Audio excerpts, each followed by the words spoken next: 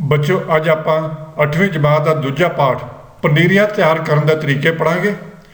ਇਸ ਵੀਡੀਓ ਨੂੰ ਬਹੁਤ ਧਿਆਨ ਨਾਲ ਸੁਣਨਾ।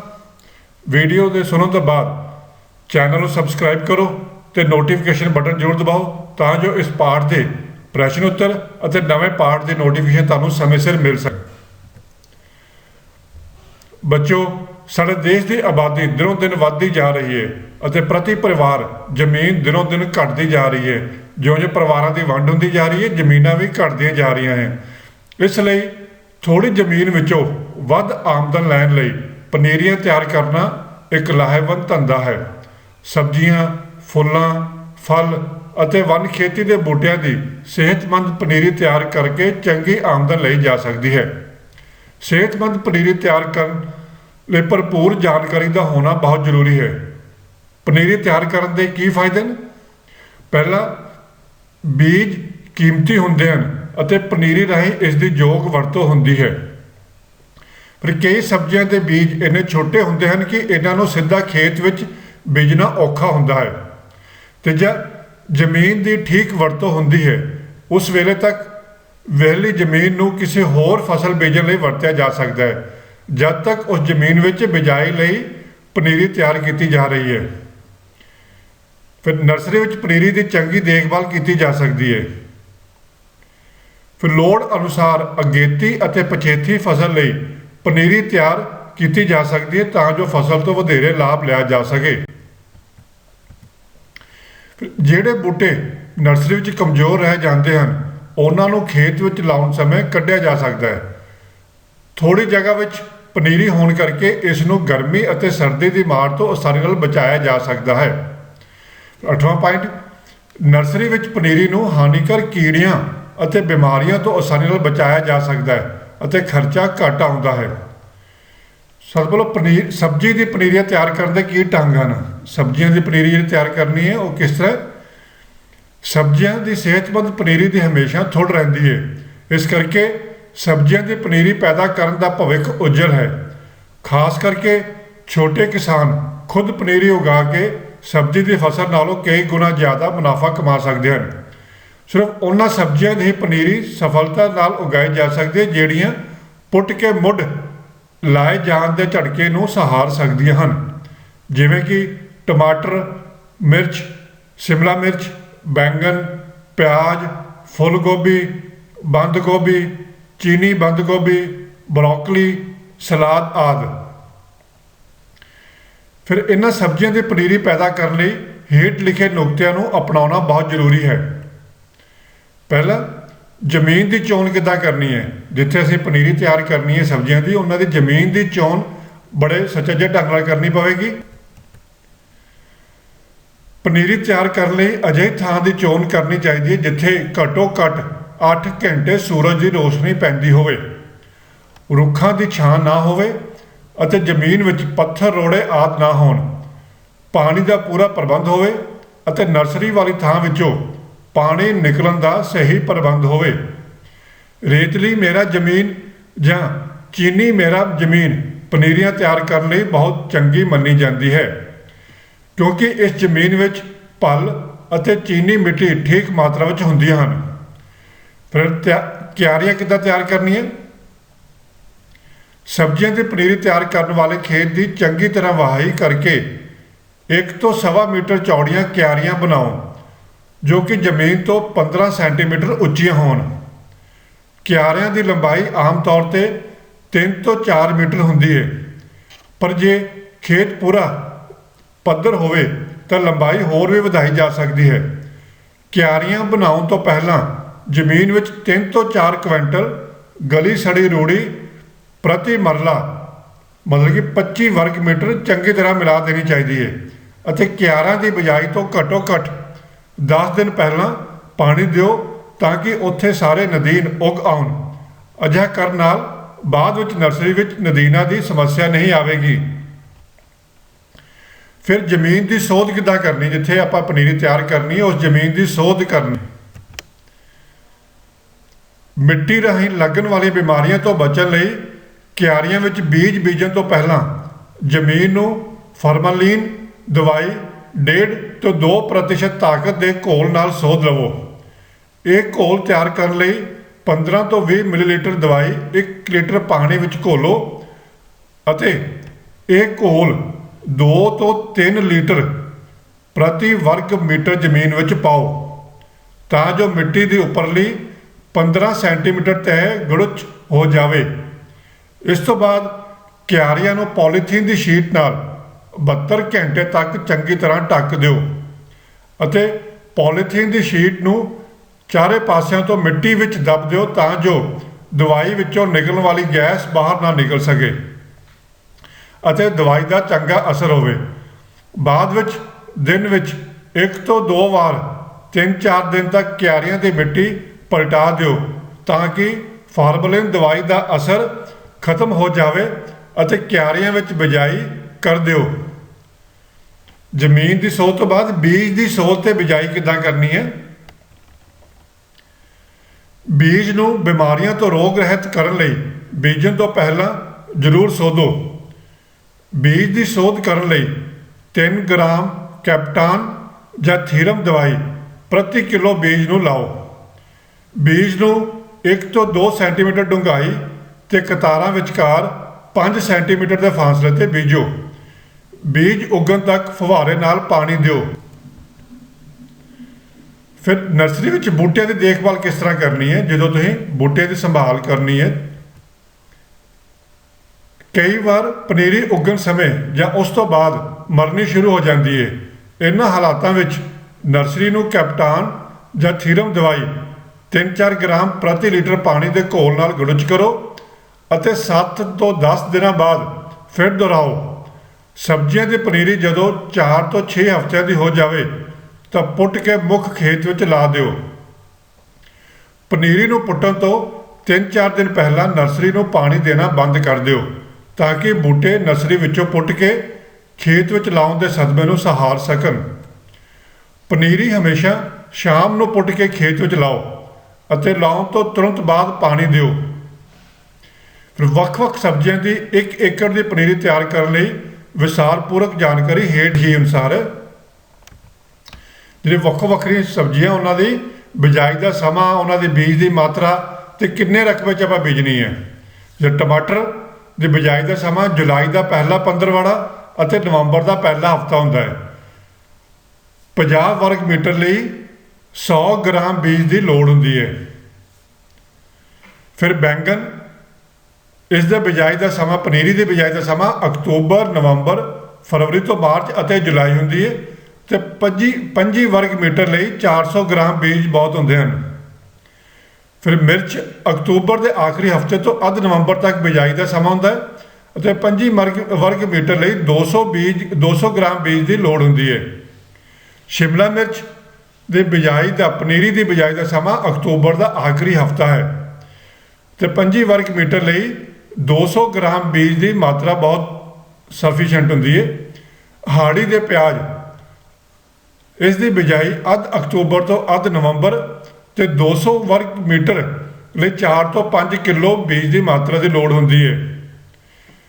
ਤੇ ਸੌਣੀ ਦੇ ਪਿਆਜ਼ ਅੱਧ ਮਾਰਚ ਅਤੇ ਅੱਧ ਜੂਨ ਵਿੱਚ ਬੀਜੇ ਜਾ ਸਕਦੀ ਹੈ ਪਨੀਰੀ। ਇਸ ਦੇ ਵਿੱਚ 200 ਮੀਟਰ ਵਰਗ ਲਈ 4 ਤੋਂ 5 ਕਿਲੋ ਬੀਜ ਦੀ ਲੋੜ ਹੁੰਦੀ ਹੈ। ਫੁੱਲ ਗੋਭੀ, ਇਸ ਦੀ ਵੱਖੋ ਵੱਖਰੀ ਫਸਲਾਂ ਨੇ। ਅਗੇਤੀ ਫਸਲ ਲਈ ਮਈ ਜੂਨ, ਇਸ ਲਈ 50 ਵਰਗ ਮੀਟਰ ਲਈ 500 ਗ੍ਰਾਮ ਬੀਜ ਚਾਹੀਦਾ ਹੈ।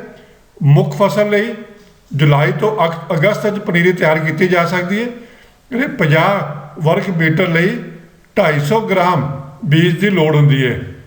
ਫਿਰ ਪਛੇਤੀ ਫਸਲ ਲਈ ਸਤੰਬਰ ਤੋਂ ਅਕਤੂਬਰ, ਇਸ ਦੇ 25 ਵਰਗ ਮੀਟਰ ਲਈ 250 ਗ੍ਰਾਮ ਬੀਜ ਦੀ ਲੋੜ ਹੁੰਦੀ ਹੈ। ਇਹ ਸਨ ਸਬਜ਼ੀਆਂ ਦੀ, ਵੱਖ-ਵੱਖ ਸਬਜ਼ੀਆਂ ਦੇ ਬਿਜਾਈ ਦਾ ਸਮਾਂ ਤੇ ਬੀਜ ਦੀ ਆਪਾਂ ਨੂੰ ਕਿੰਨੀ ਲੋੜ ਹੁੰਦੀ ਹੈ ਉਸ ਦਾ ਮਾਤਰਾ ਦੱਸੀ ਗਈ ਹੈ। ਫਿਰ ਅੱਗੇ ਫੁੱਲਾਂ ਦੀ ਪਨੀਰੀ ਤਿਆਰ ਕਰਨ ਦਾ ਢੰਗ।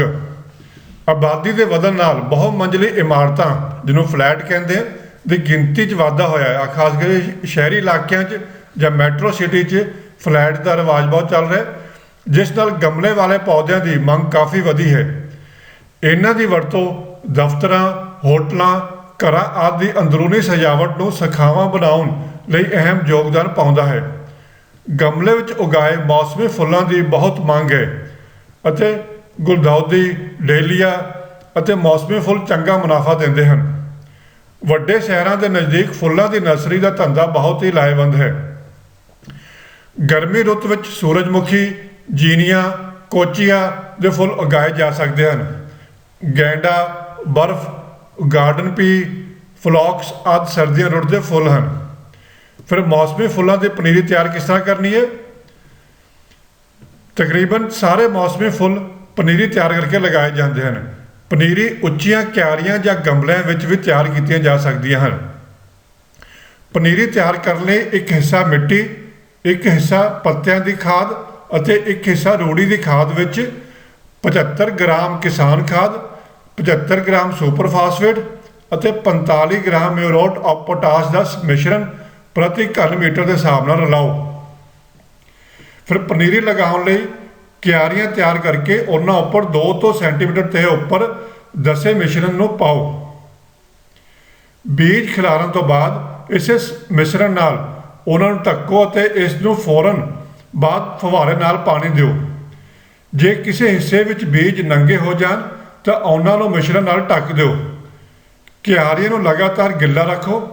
30 ਤੋਂ 40 ਦਿਨਾਂ ਵਿੱਚ ਪਨੀਰੀ ਤਿਆਰ ਹੋ ਜਾਂਦੀ ਹੈ। ਫਿਰ ਫਲਦਾਰ ਬੂਟਿਆਂ ਦੀ ਨਰਸਰੀ ਤਿਆਰ ਕਰਨੀ। ਫਲਦਾਰ ਬੂਟੇ ਦੀ ਨਰਸਰੀ 2 ਢੰਗਾਂ ਨਾਲ ਤਿਆਰ ਕੀਤੀ ਜਾਂਦੀ ਹੈ। ਪਹਿਲਾ ਬੀਜ ਰਾਹੀਂ ਬੂਟੇ ਤਿਆਰ ਕਰਨਾ ਇੱਕ ਸੌਖਾ ਅਤੇ ਸਸਤਾ ਢੰਗ ਹੈ।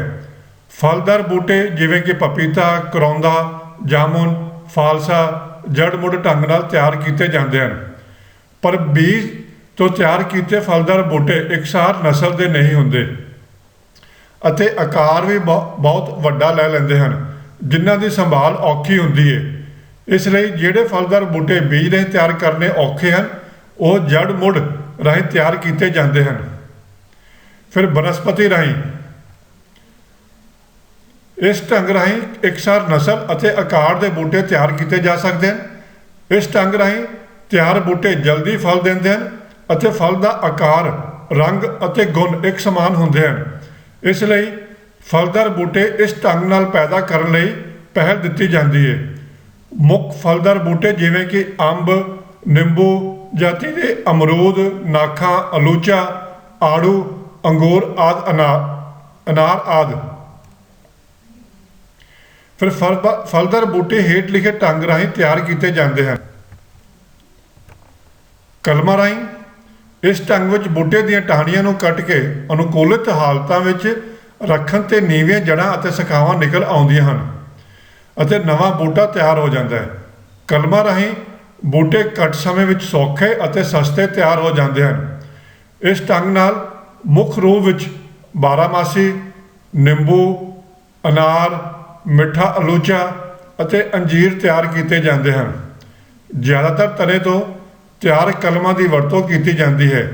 ਆਮ ਤੌਰ ਤੇ ਕਲਮ ਦੀ ਲੰਬਾਈ 6 ਤੋਂ 8 ਇੰਚ ਅਤੇ ਇਸ ਉੱਪਰ 3 ਤੋਂ 5 ਅੱਖਾਂ ਹੋਣੀਆਂ ਚਾਹੀਦੀਆਂ ਹਨ। ਬਸੰਤ ਰੁੱਤ ਵਿੱਚ ਫੁਟਾਰਾ ਸ਼ੁਰੂ ਹੋਣ ਤੋਂ ਕੁਝ ਦਿਨ ਪਹਿਲਾਂ ਕਲਮਾਂ ਨੂੰ 6 ਤੋਂ 8 ਇੰਚ ਫਾਸਲੇ ਤੇ ਨਰਸਰੀ ਵਿੱਚ ਲਗਾਓ। ਫਿਰ ਦਾਬ ਨਾਲ ਬੂਟੇ ਤਿਆਰ ਕਰਨਾ। ਇਸ ਤਰੀਕੇ ਵਿੱਚ ਮਾਂ ਬੂਟੇ ਤੋਂ ਨਵਾਂ ਬੂਟਾ ਅਲੱਗ ਕਰ ਤੋਂ ਪਹਿਲਾਂ ਹੀ ਉਸ ਉੱਪਰ ਜੜ੍ਹਾਂ ਪੈਦਾ ਕੀਤੀਆਂ ਜਾਂਦੀਆਂ ਹਨ। ਫਲਦਾਰ ਬੂਟੇ ਦੀ ਇੱਕ ਟਾਹਣੀ ਖਿੱਚ ਕੇ ਜ਼ਮੀਨ ਕੋਲ ਲਿਆ ਕੇ ਬੰਨ੍ਹ ਦਿੱਤੀ ਜਾਂਦੀ ਹੈ। ਇਸ ਸ਼ਾਖਾ ਦੇ ਹੇਠਲੇ ਅੱਧ ਤੱਕ ਇੱਕ ਕੱਟ ਲਗਾਇਆ ਜਾਂਦਾ ਹੈ ਤਾਂ ਕਿ ਨਵੀਆਂ ਜੜ੍ਹਾਂ ਛੇਤੀ ਨਿਕਲ ਆਉਣ। ਸ਼ਾਖਾ ਦਾ ਕੱਟ ਵਾਲਾ ਹਿੱਸਾ ਮਿੱਟੀ ਨਾਲ ਢੱਕ ਦਿੱਤਾ ਜਾਂਦਾ ਹੈ ਅਤੇ ਅਗਲਾ ਪੱਤਿਆਂ ਵਾਲਾ ਹਿੱਸਾ ਨੰਗਾ ਰੱਖਿਆ ਜਾਂਦਾ ਹੈ। ਕੁਝ ਹਫ਼ਤਿਆਂ ਬਾਅਦ ਟਾਹਣੀ ਤੇ ਜੜ੍ਹਾਂ ਨਿਕਲ ਆਉਂਦੀਆਂ ਹਨ। ਇਸ ਵੇਲੇ ਨਵੇਂ ਬਣੇ ਬੂਟੇ ਨੂੰ ਕੱਟ ਕੇ ਅਲੱਗ ਕਰਕੇ ਗਮਲੇ ਜਾਂ ਨਰਸਰੀ ਵਿੱਚ ਲਗਾ ਦਿੱਤਾ ਜਾਂਦਾ ਹੈ। ਫਿਰ ਪੌਂਦ ਚੜਾਉਣਾ। ਪੌਂਦ ਕਿੱਦਾਂ ਚੜਾਉਣੀ? ਇਸ ਤਰੀਕੇ ਵਿੱਚ ਮਾਂ ਬੂਟੇ ਦੀ ਅੱਖ ਜਾਂ ਛੋਟੀ ਜਿਹੀ ਟਾਹਣੀ ਜਿਸ ਉੱਪਰ 2-3 ਅੱਖਾਂ ਹੋਣ ਨੂੰ ਜੜ ਮੁੱਢ ਬੂਟੇ ਉੱਪਰ ਪਿਉਂਦ ਕਰ ਦਿੱਤਾ ਜਾਂਦਾ ਹੈ। ਉਹਨਾਂ ਬੂਟਿਆਂ ਤੋਂ ਹੀ ਅੱਖ ਲੈਣੀ ਚਾਹੀਦੀ ਹੈ ਜੋ ਵਧੀਆ ਕਿਸਮ ਦੇ ਫੁੱਲ ਜਾਂ ਫਲ ਦਿੰਦੇ ਹਨ ਅਤੇ ਬਿਮਾਰੀ ਤੋਂ ਰਹਿਤ ਹਨ। ਤੰਦਰੁਸਤ ਅੱਖ ਨੂੰ ਚਾਕੂ ਜਾਂ ਛੁਰੀ ਨਾਲ ਮਾਂ ਬੂਟੇ ਦੀ ਟਾਹਣੀ ਤੋਂ ਉਤਾਰ ਲਿਆ ਜਾਂਦਾ ਹੈ ਤੇ ਜੜ ਮੁੱਢ ਰੂਟ ਸਟਾਕ ਬੂਟੇ ਦੇ ਮੁੱਢ ਉੱਪਰ ਛਿੱਲੜ ਵਿੱਚ ਇੱਕ ਕੱਟ ਦਿੱਤਾ ਜਾਂਦਾ ਹੈ ਤਾਂ ਜੋ ਅੱਖ ਨੂੰ ਇਸ ਵਿੱਚ ਫਿੱਟ ਕੀਤਾ ਜਾ ਸਕੇ। ਅੱਖ ਫਿੱਟ ਕਰਨ ਤੋਂ ਬਾਅਦ ਟੇਪ ਨਾਲ ਜਾਂ ਧਾਰੀ ਨੂੰ ਕੱਟ ਕੀਤੇ ਥਾਂ ਤੇ ਚਾਰੇ ਪਾਸਿਓਂ ਲਪੇਟ ਕੇ ਚੰਗੀ ਤਰ੍ਹਾਂ ਕੱਟ ਨੂੰ ਬੰਦ ਕੀਤਾ ਜਾਂਦਾ ਹੈ। ਫਲਾਂ ਤੇ ਪੌਦਿਆਂ ਜਿਵੇਂ ਕੀਨੂ, ਅੰਬ, ਅਮਰੂਦ, ਸੇਬ, ਨਾਸ਼ਪਤੀ ਅਤੇ ਆੜੂ ਆਦਿ ਪਿਓਂਦ ਨਾਲ ਤਿਆਰ ਕੀਤੇ ਜਾਂਦੇ ਹਨ। ਫੁੱਲਾਂ ਵਿੱਚੋਂ ਗੁਲਾਬ ਦੇ ਪੌਦੇ ਵੀ ਇਸ ਵਿਧੀ ਨਾਲ ਤਿਆਰ ਕੀਤੇ ਜਾਂਦੇ ਹਨ। ਇਸ ਵਿਧੀ ਨਾਲ ਪੌਦੇ ਬਸੰਤ ਰੁੱਤ ਵਿੱਚ ਜਾਂ ਬਰਸਾਤ ਰੁੱਤ ਵਿੱਚ ਤਿਆਰ ਕੀਤੇ ਜਾਂਦੇ ਹਨ। ਫਿਰ ਜੜ ਮੁੜ ਉੱਤੇ ਅੱਖ ਚੜਾਉਣ ਰਾਹੀਂ ਜਿਸ ਜੜ ਮੁੜ ਉੱਤੇ ਅੱਖ ਚੜਾਉਣ ਦਾ ਕੰਮ ਕਰਨਾ ਹੋਵੇ ਉਸ ਦੇ ਜ਼ਮੀਨ ਤੋਂ ਥੋੜੇ ਉੱਪਰ ਤੱਕ ਪੱਤੇ ਅਤੇ ਕੰਡੇ ਉਤਾਰ ਦੇਣੇ ਚਾਹੀਦੇ ਹਨ। ਅੱਖ ਚੜਾਉਣ ਸਮੇਂ ਜੜ ਮੁੜ ਪੈਨਸਲ ਜਿੰਨੀ ਮੋਟਾਈ ਦਾ ਹੋਣਾ ਚਾਹੀਦਾ ਹੈ ਅਤੇ ਇਹ ਸਿਹਤਮੰਦ ਹੋਣਾ ਚਾਹੀਦਾ ਹੈ। ਫਿਰ ਸਫੈਦਾ ਤੇਜ਼ੀ ਨਾਲ ਵਧਣ ਵਾਲਾ ਦਰਖਤ ਹੈ। ਇਸ ਦੀ ਸੁਧਰੀ ਨਰਸਰੀ ਤਿਆਰ ਕਰਨ ਲਈ ਵਧੀਆ ਢੰਗ ਨਾਲ ਕਾਸ਼ਤ ਕੀਤੇ 4 ਸਾਲ ਦੀ ਉਮਰ ਤੋਂ ਜ਼ਿਆਦਾ ਸਫੈਦੇ ਦੀ ਪਲਾਂਟੇਸ਼ਨ ਵਿੱਚੋਂ ਸਿਹਤਮੰਦ ਅਤੇ ਜ਼ਿਆਦਾ ਵਾਧੇ ਵਾਲੇ 2 ਜਾਂ 3 ਦਰਖਤ ਚੁਣੋ ਅਤੇ ਇਹਨਾਂ ਦਰਖਤਾਂ ਤੋਂ ਹੀ ਬੀਜ ਲਵੋ। ਬੀਜ ਬੂਟੇ ਦੇ ਉੱਪਰੋਂ ਟਾਹਣੀਆਂ ਕੱਟ ਕੇ ਇਕੱਠੇ ਕਰੋ, ਨਾ ਕਿ ਜ਼ਮੀਨ ਉੱਪਰੋਂ। ਚੰਗੇ ਬੂਟਿਆਂ ਤੋਂ ਇਕੱਠਾ ਕੀਤਾ ਬੀਜ ਹੀ ਵਧੀਆ ਉਤਪਾਦਨ ਦੇਵੇਗਾ। ਨਰਸਰੀ ਬੀਜਣ ਦਾ ਢੁਕਵਾਂ ਸਮਾਂ ਫਰਵਰੀ, ਮਾਰਚ ਜਾਂ ਸਤੰਬਰ, ਅਕਤੂਬਰ ਹੈ। ਨਰਸਰੀ ਗਮਲਿਆਂ ਜਾਂ ਉੱਚੀਆਂ ਉਭਰੀਆਂ ਕਿਆਰੀਆਂ ਉੱਪਰ ਬੀਜੀ ਜਾਂਦੀ ਹੈ। ਟਰੇਕ ਇਸ ਦੀ ਨਰਸਰੀ ਆਮ ਤੌਰ ਤੇ ਬੀਜਾਂ ਰਾਹੀਂ ਤਿਆਰ ਹੁੰਦੀ ਹੈ। ਸਿਹਤਮੰਦ, ਚੰਗੇ ਵਾਧੇ ਵਾਲੇ ਅਤੇ ਸਿੱਧੇ ਜਾਣ ਵਾਲੇ ਰੁੱਖਾਂ ਤੋਂ ਹੀ ਬੀਜ ਇਕੱਠਾ ਕਰਨਾ ਚਾਹੀਦਾ ਹੈ। ਇਸ ਦੀਆਂ ਗਟੋਲੀਆਂ ਨਵੰਬਰ ਤੋਂ ਦਸੰਬਰ ਮਹੀਨੇ ਵਿੱਚ ਇਕੱਠੀਆਂ ਕਰੋ। ਗਟੋਲੀਆਂ ਦੀ ਛਿੱਲ ਕਾਫੀ ਸਖਤ ਹੋਣ ਕਰਕੇ ਬੀਜ ਘੱਟ ਉੱਗਦੇ ਹਨ। ਸਿਰਫ 35 ਤੋਂ 40% ਹੀ ਉੱਗਦੇ ਹਨ। ਬੀਜਣ ਤੋਂ ਪਹਿਲਾਂ ਗਟੋਲੀਆਂ ਨੂੰ ਪਾਣੀ ਵਿੱਚ 24 ਘੰਟੇ ਡੁਬਾਉਣ ਨਾਲ ਜਾਂ 7 ਦਿਨ ਰੂੜੀ ਵਿੱਚ ਨੱਪਣ ਨਾਲ ਇਸ ਦੀ ਜੰਮਣ ਸ਼ਕਤੀ ਵੱਧਦੀ ਹੈ। ਨਰਸਰੀ ਬੀਜਣ ਦਾ ਸਮਾਂ ਫਰਵਰੀ ਤੋਂ ਮਾਰਚ ਹੈ। ਬੀਜ ਕਿਆਰੀਆਂ ਵਿੱਚ 20 ਸੈਂਟੀਮੀਟਰ ਫਾਸਲੇ ਤੇ ਲਾਈਨਾਂ ਵਿੱਚ ਬੀਜੇ ਜਾਂਦੇ ਹਨ। 3 ਹਫ਼ਤਿਆਂ ਬਾਅਦ ਬੀਜ ਪੁੰਗਰਨੇ ਸ਼ੁਰੂ ਹੋ ਜਾਂਦੇ ਹਨ। ਬੂਟੇ ਜਦ 5 ਤੋਂ 8 ਸੈਂਟੀਮੀਟਰ ਉੱਚੇ ਹੋ ਜਾਣ ਤਾਂ 15 ਸੈਂਟੀਮੀਟਰ ਫਾਸਲੇ ਤੇ ਵਿਰਲੇ ਕਰ ਦਿਓ। ਬੂਟੇ 1 ਸਾਲ ਨਰਸਰੀ ਵਿੱਚ ਰੱਖਣ ਤੋਂ ਬਾਅਦ ਲਗਾਉਣ ਯੋਗ ਹੋ ਜਾਂਦੇ ਹਨ। ਮਤਲਬ ਵੱਧ ਖੇਤੀ ਦੇ ਬੂਟਿਆਂ ਦੀ ਪਨੀਰੀ ਤਿਆਰ ਕਰਨ ਦਾ ਢੰਗ। ਪੰਜਾਬ ਵਿੱਚ ਜੰਗਲਾਂ ਹੇਠ ਰਕਬਾ ਨਾ ਮਾਤਰ ਹੋਣ ਕਰਕੇ ਵਾਤਾਵਰਨ ਮਾਹਿਰਾਂ ਵੱਲੋਂ ਕੁਦਰਤੀ ਸੰਤੁਲਨ ਕਾਇਮ ਰੱਖਣ ਲਈ ਵਨ ਖੇਤੀ ਅਪਣਾਉਣ ਤੇ ਜ਼ੋਰ ਦਿੱਤਾ ਜਾ ਰਿਹਾ ਹੈ, ਜਿਨ੍ਹਾਂ ਵਿੱਚੋਂ ਪਾਪੂਲਰ, ਸਫੈਦਾ, ਤਰੇਕ ਤੇ ਟਾਹਲੀ ਕਾਫੀ ਲਾਹੇਵੰਦ ਹਨ, ਜਿਸ ਬਾਰੇ ਮੈਂ ਤੁਹਾਨੂੰ ਪਹਿਲਾਂ ਦੱਸ ਚੁੱਕਾ। ਇਹਨਾਂ ਰੁੱਖਾਂ ਦੀ ਸੁਧਰੀ ਨਰਸਰੀ ਤਿਆਰ ਕਰਨ ਦੇ ਢੰਗ ਹੇਠਾਂ ਦੱਸੇ ਗਏ ਹਨ। ਪਾਪੂਲਰ ਇਹ ਵਨ ਖੇਤੀ ਦਾ ਮੁੱਖ ਪੌਦਾ ਹੈ ਤੇ ਜਿਸ ਦੀ ਨਰਸਰੀ 1 ਸਾਲ ਦੀ ਉਮਰ ਦੇ ਬੂਟਿਆਂ ਤੋਂ ਹੀ ਤਿਆਰ ਕਰਨੀ ਚਾਹੀਦੀ ਹੈ, ਨਾ ਕਿ ਕਾਂਟ ਛਾਂਟ ਅਤੇ ਟਾਹਣੀਆਂ ਦੇ ਕਲਮਾਂ ਦੀ ਲੰਬਾਈ 20 ਤੋਂ 25 ਸੈਂਟੀਮੀਟਰ ਤੇ ਮੋਟਾਈ 2 ਤੋਂ 3 ਸੈਂਟੀਮੀਟਰ ਹੋਣੀ ਚਾਹੀਦੀ ਹੈ। ਸਿਉਂਕ ਤੇ ਬਿਮਾਰੀਆਂ ਤੋਂ ਬਚਾਉਣ ਲਈ ਕਲਮਾਂ ਨੂੰ 0.5% ਕਲੋਰੋ ਪਾਇਰੀਫਾਸ 20 ਤਾਕਤ ਦੇ ਘੋਲ ਵਿੱਚ 10 ਮਿੰਟ ਡੁਬਾਉਣ ਤੋਂ ਬਾਅਦ 0.5 ਐਮੀਸਾਨ ਪਾਊਡਰ ਦੇ ਘੋਲ ਵਿੱਚ 10 ਮਿੰਟ ਲਈ ਡੁਬੋ ਦਿਓ। ਨਰਸਰੀ ਲਗਾਉਣ ਦਾ ਢੁਕਵਾਂ ਸਮਾਂ ਅੱਧ ਜਨਵਰੀ ਤੋਂ ਅੱਧ ਮਾਰਚ ਤੱਕ ਹੈ। ਚੰਗੀ ਤਰ੍ਹਾਂ ਵਾਹ ਕੇ ਤਿਆਰ ਕੀਤੀਆਂ ਕਿਆਰੀਆਂ ਵਿੱਚ 60 ਗੁਣਾ 60 ਸੈਂਟੀਮੀਟਰ ਜਾਂ 50 ਗੁਣਾ 50 ਸੈਂਟੀਮੀਟਰ ਫਾਸਲੇ ਤੇ ਪਲਾਂਟਿੰਗ ਰਾਡ ਜਾਂ ਸਰੀਏ ਨਾਲ ਕਲਮ ਦੀ ਲੰਬਾਈ ਜਿੰਨੇ ਜ਼ਮੀਨ ਨੂੰ ਛੇਕ ਕਰੋ। ਕਲਮਾਂ ਦੇ ਇੱਕ ਅੱਖ ਜ਼ਮੀਨ ਤੋਂ ਉੱਪਰ ਰੱਖ ਕੇ ਬਾਕੀ ਕਲਮਾਂ ਨੂੰ ਜ਼ਮੀਨ ਵਿੱਚ ਨੱਪ ਦਿਓ। ਕਲਮਾਂ ਨੂੰ ਪੁੰਗਰਨ ਤੱਕ ਜ਼ਮੀਨ ਨੂੰ ਗਿੱਲਾ ਰੱਖੋ। ਲੋੜ ਅਨੁਸਾਰ ਗੋਡੀ ਤੇ ਸਿੰਚਾਈ ਕਰਦੇ ਰਹੋ। ਜੂਨ ਤੋਂ ਅਕਤੂਬਰ ਤੱਕ ਬੂਟਿਆਂ ਦੇ ਨੀਚੇ ਤੋਂ 1/3 ਹਿੱਸੇ ਦੀਆਂ ਅੱਖਾਂ ਗਿੱਲੀ ਬੋਰੀ ਨਾਲ ਰਗੜ ਕੇ ਲਾ ਦਿਓ। 1 ਸਾਲ ਦੇ ਪੌਦੇ ਖੇਤਾਂ ਵਿੱਚ ਲਗਾਉਣ ਯੋਗ ਹੋ ਜਾਂਦੇ ਹਨ। ਫਿਰ ਟਾਹਲੀ ਪੰਜਾਬ ਦਾ ਰਾਜ ਦਰਖਤ ਹੈ। ਇਸ ਦੀਆਂ ਪੱਕੀਆਂ ਫਲੀਆਂ ਦਸੰਬਰ ਤੇ ਜਨਵਰੀ ਮਹੀਨੇ ਵਿੱਚ ਤੰਦਰੁਸਤ ਅਤੇ ਸਿੱਧੇ ਤਣੇ ਵਾਲੇ ਦਰਖਤਾਂ ਤੋਂ ਇਕੱਠੀਆਂ ਕਰੋ। ਨਰਸਰੀ ਗਮਲਿਆਂ ਜਾਂ ਲਿਫਾਫਿਆਂ ਵਿੱਚ ਜਾਂ ਕਿਆਰੀਆਂ ਵਿੱਚ ਉਗਾਈ ਜਾ ਸਕਦੀ ਹੈ। ਢੁਕਵਾਂ ਸਮਾਂ ਅੱਧ ਜਨਵਰੀ, ਫਰਵਰੀ ਅਤੇ ਜੁਲਾਈ, ਅਗਸਤ ਹੈ। ਬੀਜਣ ਤੋਂ ਪਹਿਲਾਂ ਫਲੀਆਂ ਜਾਂ ਬੀਜਾਂ ਨੂੰ 48 ਘੰਟੇ ਠੰਡੇ ਪਾਣੀ ਵਿੱਚ ਡੁਬੋ ਦਿਓ। ਬੀਜ 1 ਤੋਂ 1.5 ਸੈਂਟੀਮੀਟਰ ਡੂੰਘਾਈ ਤੇ ਬੀਜੋ। 10 ਤੋਂ 15 ਦਿਨਾਂ ਬਾਅਦ ਬੀਜ ਪੁੰਗਰਨੇ ਸ਼ੁਰੂ ਹੁੰਦੇ ਹਨ। ਜਦੋਂ ਬੂਟੇ 5 ਤੋਂ 10 ਸੈਂਟੀਮੀਟਰ ਉੱਚੇ ਹੋ ਜਾਣ ਤਾਂ ਇਹਨਾਂ ਨੂੰ 15 ਤੋਂ 10 ਸੈਂਟੀਮੀਟਰ ਦੇ ਫਾਸਲੇ ਤੇ ਵਿਰਲਾ ਕਰੋ। 1 ਏਕੜ ਕਿਆਰੀਆਂ ਵਿੱਚ ਨਰਸਰੀ ਬੀਜਣ ਲਈ 2 ਤੋਂ 3.5 ਕਿਲੋ ਫਲੀਆਂ ਕਾਫੀ ਹਨ, ਜਿਨ੍ਹਾਂ ਵਿੱਚੋਂ 60,000 ਬੂਟੇ ਤਿਆਰ ਹੋ ਸਕਦੇ ਹਨ। ਸੋ ਬੱਚੋ, ਇਹ ਸੀ ਸਾਰੇ ਤਰੀਕੇ ਪਨੀਰੀ ਤਿਆਰ ਕਰਨ ਦੇ। ਇਸ ਵੀਡੀਓ ਨੂੰ ਧਿਆਨ ਨਾਲ ਸੁਣ ਕੇ ਚੈਨਲ ਨੂੰ ਸਬਸਕ੍ਰਾਈਬ ਕਰੋ ਤੇ ਇਸ ਦਾ ਨੋਟੀਫਿਕੇਸ਼ਨ ਬਟਨ ਜ਼ਰੂਰ ਦੱਬੋ ਤਾਂ ਜੋ ਤੁਹਾਨੂੰ ਇਸ ਪਾਠ ਨਾਲ ਸੰਬੰਧਿਤ ਪ੍ਰਸ਼ਨ ਉੱਤਰ ਵੀ ਸਮੇਂ ਸਿਰ ਮਿਲ ਸਕਣ। ਧੰਨਵਾਦ।